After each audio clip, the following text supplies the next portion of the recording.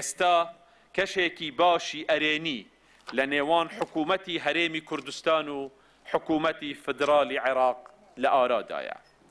هەروەها دەمەوێت لێرەدا ڕای بگەینم کە ئێستا خۆشبەختانە لێکتەگەیشتنێکی باشتر لەگەڵ سەرۆک وەزیران بەڕێز دکتۆر عادل عەبدولمەهدی هەیە لە پێناو چارەسەرکردنی هەموو ئەو کێشانەی کە لە بینی هەرێمی کوردستان و بەغدادا هەیە. ئێمە ئەو هاوکاریکردنە زۆر بە گرنگ دەبینین لە پێناو نەهێشتن و مەترسی داعش بە تەواوەتی، چونکە داعش و هاوشێوەکانی سوود لە ناکۆکی و کێشەکانی نێوان بەغدا و هەولێردا دەبینن. لەبەر ئەوەش بەهێزکردنی هاوکاری نێوان هەولێر و بەغدا و چارەسەرکردنی هەموو کێشەکان لەو بوارەشدا لەلایەن حکوومەتی هەرێمی کوردستانەوە زۆر بە گرنگ تەماشا دەکرێتن.